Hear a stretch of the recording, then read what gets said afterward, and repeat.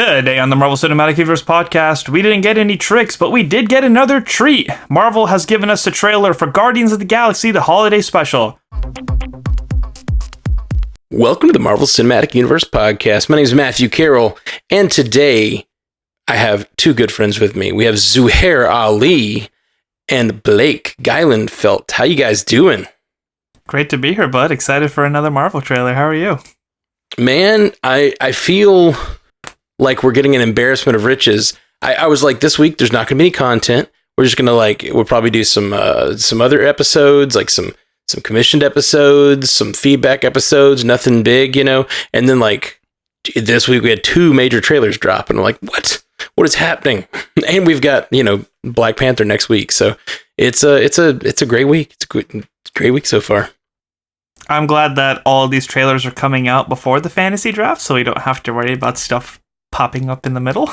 Yes, that is problematic. Makes our lives much more easier. How about you, Blake? How you doing, bud? Oh, I've been great. Or should I say Star-Lord? That's right. Star Blake. For those of you not watching on the video, Blake is decked out in full Star-Lord mode. Mask and all, so no one can tell who he is. Yeah, it's getting a little toasty.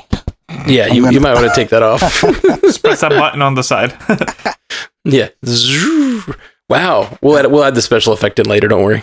Oh, okay, great. Yep. Absolutely. Everybody on YouTube just was wowed at our special effects. Yeah, I feel kind of bad because I've been super busy the last 3-4 months, but getting married, moving across the country. Yeah. I'm adjusted now. That'll do it. That's great, man. Glad to hear you're adjusting. I feel like that would be a lot for anybody to handle. Just a lot of change, man. So congratulations on the marriage. Yeah, thank you. Big congratulations. Love it, man. Well, okay. So Guardians of the Galaxy holiday special trailer dropped. We've all seen it, but I feel like we should watch it one more time before we dive in real deep. You guys ready? Let's do it. Let's do it. All right. That was freaking awesome. It's just great. I am very impressed with the direction of this trailer. I think those people who are kind of upset at Marvel for the silliness of She-Hulk are not going to be any happier with this. I feel like this is more of that, making Marvel more meta, more silly, taking the air out of the pomp that is Marvel, and I'm here for it. I love it, and I love the meta nature of them actually going to find the real Kevin Bacon. That's so good and so funny and weird. I mean, speaking of She-Hulk, I don't want to say bothered me, but one of the things that threw me off about it was that there was these other people with superpowers or super strength or technology, stuff like that just kind of went unexplained. It's just this is just the world that we live in, where there's these superpowered individuals on the streets of New York, and now we have Drax and Mantis doing exactly that. Yep. Where I'm wondering how much people are going to be questioning it, and how much people are going to know who they are, because they didn't really have a public image on Earth. And there's I'm really curious how they're going to dive into the fact that it's just oh, that's just two weird looking dudes walking around Times Square. Just no biggie. Depends on how much information got out of the battle against Thanos, the end game battle, because there could be images, there could be pictures, there could be whatever from that battle, maybe somehow, or there could be like the podcast that Scott Lang makes. He might have talked about the Guardians. He's met them. There's a possibility they're at least known somehow. Especially because after that battle, we don't know how long the Guardians and Thor were on Earth before they went back to space. That's true. That's true. They could have stuck around for a little while. I mean, it's Peter's home planet, so he might have gone and visited Missouri or whatever. The thing that stands out to me about that, though, is you think about the Avengers happen, and you always hear that with the thing with Batman, where they're you created this whole thing, and it's well, yeah, and then everyone's putting on a mask. You put on a mask, it's a whole different type of thing. Mm-hmm. And kind of the same thing with superpowers. The Avengers saved the world, and so everyone saw Iron Man, then everyone saw the Avengers. Everyone praised the Avengers as heroes, And then, all these people start coming out of the woodwork, people that might have been keeping their secret longer. It just becomes more public because maybe they're like, well, maybe they won't hate me if I come forward, Normalize it. Yeah. And there's a lot of targets on that Project Insight. It seems like there's a lot of people out there who have some sort of ability. Yeah. What did you think, Blake? I agree. It did look just super silly, and I'm totally here for it. I saw a meme on Facebook. It was like Jake Lockley when he sees Kevin Bacon looking a little too much like Arthur Harrow. I forgot he was. No, that's Ethan Hawke, right? Yeah, no, but totally does. But they look a lot alike. They really do. For a second there, I was like, wait, is he? No, he's not. It's Ethan Hawke. One thing I was kind of like scanning the background for. I don't know if you guys remember a few months ago, James Gunn tweeted that the holiday special was going to be introducing one of his favorite Marvel characters. And so far, and at least in the trailer, I didn't see anything that showed any sign of that. Was Kevin Bacon is that person. Yeah, I mean, that would totally be a James Gunn thing to do, is just be like, oh yeah, my favorite Marvel character's showing up. It's Kevin Bacon. Yep. We get to see more of Cosmo. Yep, that's true. We actually might get to meet Cosmo instead of him just being a background character. I mean, it looks like we will get to meet Cosmo. This is genius on multiple fronts in my mind, because it's also, I mean, it's going to be funny. It's going to be silly. It's going to be heartfelt because it's a Christmas thing where they're trying to give Quill a present, and it's warm his heart. And it's going to give us like a little emotional continuity between Endgame and Guardians 3, I think. So I think like it's going to be cool and important and funny, but like it also, it's so, we've talked a lot about it over the years. Like, why doesn't Marvel just make a movie where they're just like hanging out? Like the characters just hanging out doing things. It doesn't have to be a big battle. It doesn't have to be a big thing. And this is like them landing on, I mean, it's kind of a trope we talk about a lot on Star Trek, on the Star Trek universe podcast, because almost every series of Star Trek goes back in time to the time that it is currently being produced. And the reason they do that is because it's really cheap. You can just film on any street because all the cars are correct, all the whatever is correct. So it happens in like they're like, we need to go back to 20, this year. They literally went back to 2024 or something, I think. And it was like, okay, yeah, that's another Star Trek series did that. It's a common trope. In the 70s, they went back to the 70s. In the 60s, they went back to the 60s.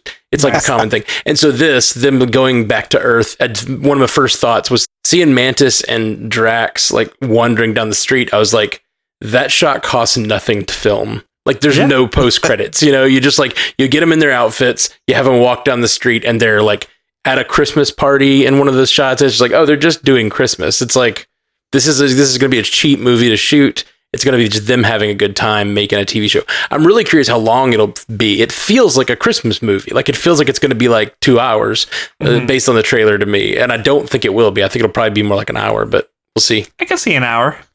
Yeah. Well, because the Werewolf by Night was an hour. Yeah. And that was the first like special presentation thing. I'm loving that opener, by the way. Oh yeah. It feels very classic. You were talking about how it's like so cheap to make. They actually filmed the holiday special like on set for Guardians 3. Oh yeah. That makes total sense. They just did it in the middle of filming an actual movie. I have said that for years on this podcast, that they could like make an Avengers movie and then like have a little another like whatever, like a romantic comedy in the background. Yeah, while you're here, just come film a couple extra scenes. Exactly. Yeah, because I mean, you mentioned it being cheap because it looks like it's on Earth, but there were a couple of scenes like in the beginning, like where Kraglin was talking, and then there's one part where Quill's like looking around, and you can see like all the Christmas decorations and stuff like that. So I could see that being like, we already have the studio set up, based off what you're saying about while it's being on Guardians 3. Yeah, I mean, just use your assets. If the makeup and all that's the most expensive part of it, and it's already done, just yeah. I mean, it's just smart. It adds another great piece of content for Disney Plus. It adds to the canon. It makes a deeper story for Guardians 3, and it just like starts building the hype train toward Guardians 3. Yeah. It's such a smart idea, and I feel like more production should do this, even more than just like having different productions make their, like, you know, having different properties come out. I love the idea of having like little, you know, whatever, Captain America part 4.5 or whatever, you know. Mhm.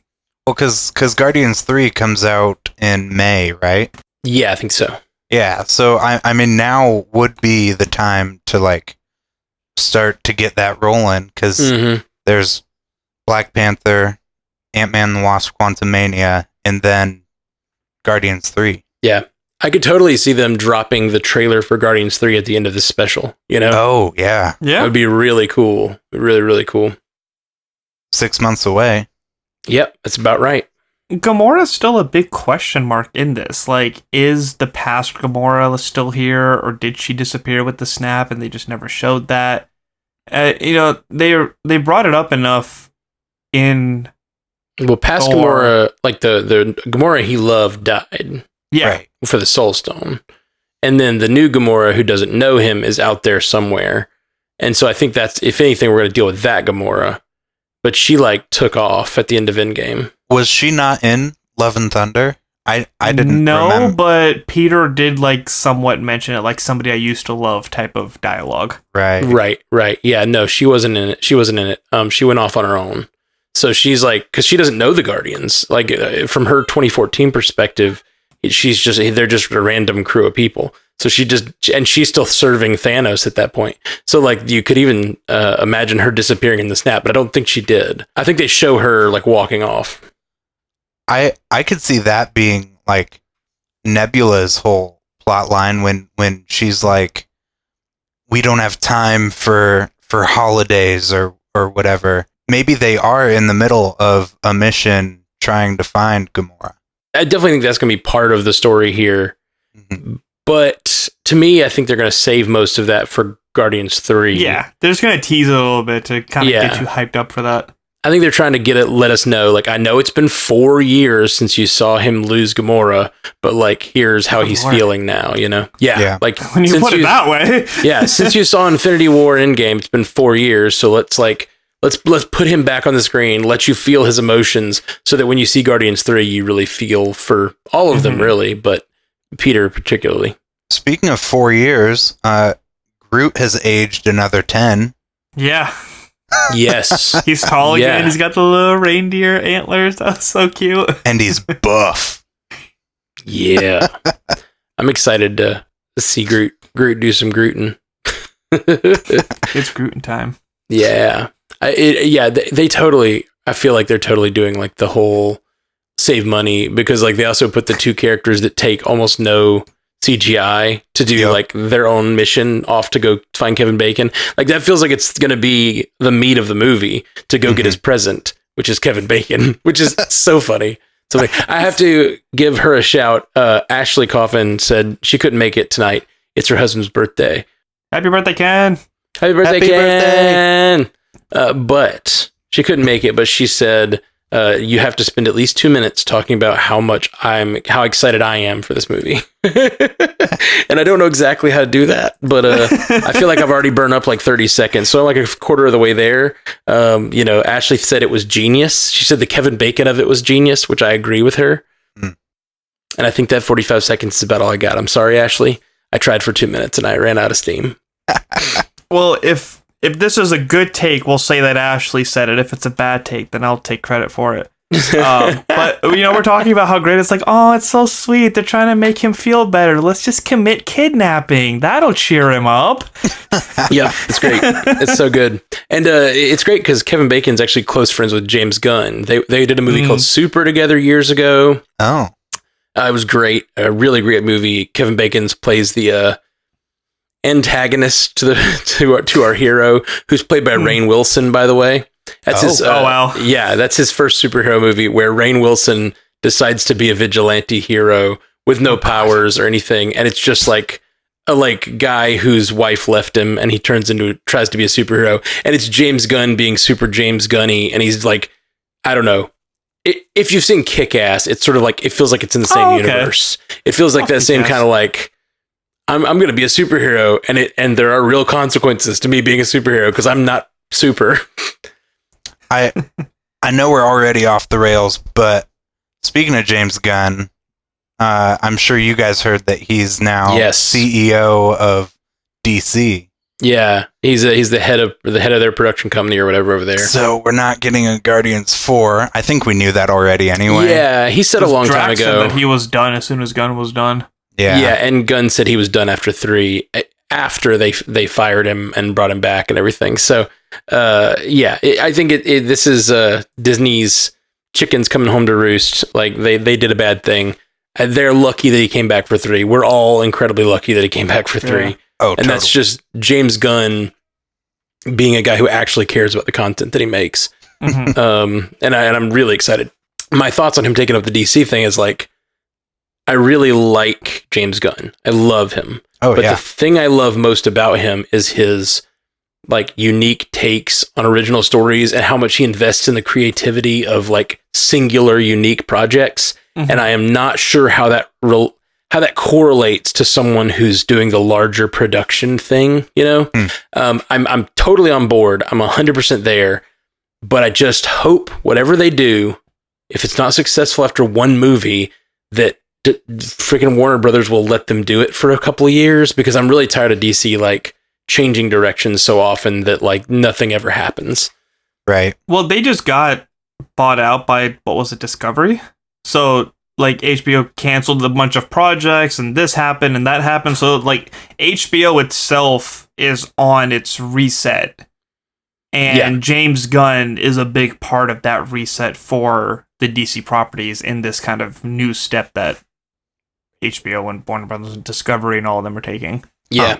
There's apparently James Gunn at one point did an interview and when he was working with DC, and they were like talking to him like, DC versus Marvel, man, who do you like working with better? Da, da, da, da.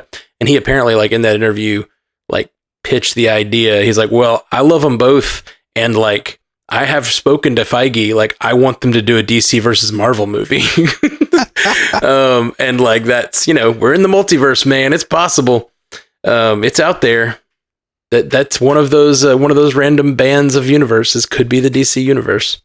They've mentioned DC stuff in the they have. in the MCU multiple times. Yeah. And so that could be an interesting. That would actually be weird if they've already mentioned it and then we find out they're real in a different universe. That's kind of weird. Like the fictional verse also exists, but also the real verse exists out there somewhere. Mind blowing. Maybe I exist out there too. Maybe I'm fictional in another universe. Oh, there doesn't need to be more than one of me. That's why I've never had kids. There's just no need to reproduce this. I mean, we can't replant ourselves like Groot? Nope, we can't. Okay. Well, I don't have a ton to say except this looks like a lot of fun. Yeah, I'm very excited for it. Yeah. Me too. Because I wasn't sure what I was expected to begin with. Like, was it going to be something like the I Am Groot series? Is it just going to be a Guardians claymation, which I would love to see? Even if it's like a part of it is just a claymation thing. There's just no expectation for it, and it's just wonderful characters doing their silly things, and I'm all for it. Mm-hmm. I'm excited because it looks like an adult Christmas comedy, which I really enjoy. Mm-hmm. Almost every year there's some adult Christmas comedy that I really enjoy. They're just always heartwarming, but also silly. Like Hawkeye. Exactly like Hawkeye. I really enjoy that. But this completely tops my expectation for what I had for this, because I really thought they were going to playing on the holiday special idea. I thought it was going to be similar to the Star Wars holiday special. I thought it was going to be like some sort of little overarching plot that didn't matter, where they're like at a party and then they were going to do little like vignettes. Cause that's also something James Gunn's done with like that song he did a few years ago for Guardians 2, you know, Zandu Hasselbrow. Yeah. Guardians Inferno. Yeah. So like I was fully expecting like some weird like half music, half dance, half like whatever. And also Peacemaker, he has the amazing opening for Peacemaker. Like I was like, man, doing a Guardians Christmas special with James Gunn at the like holiday special, similar to the Star Wars one with James Gunn at the helm would be great. It'd be funny and weird and meta, but this is more exciting to me. This feels like a cohesive thing that is actually in the universe and feels cool. Like an episode of a TV show that happens to take place during Christmas. Yeah. It's how it feels. It feels like they're just making one episode of a TV show that doesn't exist. And when you have 7-8 titles a year now, it's pretty easy to do something like that. Like stuff like that just makes sense at this point. Yeah, especially if you take advantage of the fact that you're on set making the thing already. You're making Guardians 3 and you just have all the sets, you have all the assets. You're talking about those scenes looking more expensive and like them being on the, but if they're on the sets, I noticed that one set they're in, I think when you see Cosmo is this, it looked like the same set from Guardians 2 where they go and there's like the Ravagers are all meeting up. You remember that planet? Yeah. Where there's like, yeah. That looked like the same planet. So they're probably just on set for a different scene in Guardians 3. And they're like, okay, throw up some freaking Christmas lights and we're just in the Christmas scene, you know? Yeah. It's super, super easy to do. Like all it takes is decorating for Christmas. You know, it's so good. It's so smart. And then the party is like actually just a cast party and they're just filming it. Can I come to the party? It's like, I can turn the cameras off now. Grab a drink. All right. Well, any other thoughts, guys, before we wrap it up? God, Halloween's not even here. We're talking Christmas already? Yep. Nah, I'm kidding. I'm excited for it. I'm excited for Wakanda Forever. Bring me all the Marvel stuff. Bring me all the DC stuff. Good content is good content. Yeah. Right? Gosh. These two trailers have got me excited, but then like Wakanda Forever is like, what is it? 2 weeks now? 2 weeks from today? Yep. 2 weeks from today will be Wakanda Forever. And then Guardians of the Galaxy. One thing we haven't mentioned is it's coming out November 25th, which is sooner than I was expecting. I was expecting, Christmas. But I guess a lot of times Christmas specials come out around Thanksgiving. Yeah, maybe it's just something to watch like while you're with your family for Thanksgiving, and then watch it again every day for all of December. I gotta hurry up. I gotta hurry up and get my niece through the 2 Guardians movies so that we can watch this on Christmas and it be like, definitely, look, it's Christmas time. Aww. Yeah. And then you watch Hawkeye together. Yeah. No, she's got a long way to Hawkeye. We're still working through Shield. And then I gotta wait 3 or 4 more years before I can show her Daredevil. Oh boy. Just kidding. We're gonna skip the Defender stuff for now. All right, guys. Well, that is all for us today. We will be back soon. Zoo, I know you have things to plug. What would you like to plug, my friend? Animation Deliberation. October has been slammed with anime. I am all for it. All of it is wonderful. We are doing episodes every week for My Hero Academia, but we're doing shorter segments for Spy Family, Bleach 1000 Year War, Chainsaw Man, Blue Lock, and of course all the wonderful feedback that we've been getting. We have this awesome segment where each of the hosts take a minute to talk about each of those shows, so we're not taking up too much time, and you, the listeners, get to tell us which ones you want to hear more about. So at the end of an arc or end of the season, we're just going to like fully dive into the shows that we're not given the full time. But My Hero Academia, which we absolutely love, for all of you superhero lovers, if you need a new show to watch, I highly recommend it. We are on season 6 right now. It has been a great time. We're getting lots of feedback, lots of people to talk to, and these shows are just incredible. So we would love to have you along for the ride. Dude, I love how much y'all are doing over there. That's so good. I can't express how excited I am for all this anime. Blake, anything you want to plug? Anything you want to tell the people to do? Like a PSA or anything? No.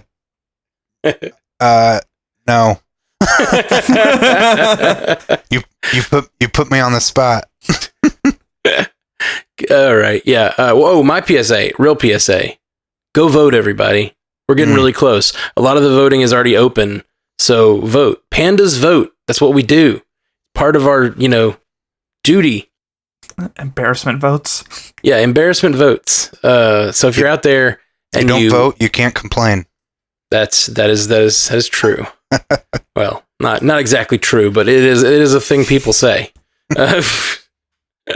But go vote. Go vote. It's an off-year election, and a lot of people. And for the American Pandas, of course. But it's an off-year election, and your vote matters more than any other time. So get out there and vote, everybody. And we'll be back soon. Peace. Until next time, true believers. Bye. Thank you for joining us for the Marvel Cinematic Universe podcast, available everywhere you get podcasts, and now a video version streaming live on twitch.tv/strandedpandatv and available at youtube.com/strandedpanda. And if you'd like to learn more about all of our other podcasts, geeky projects, and ways to support the network, visit strandedpanda.com.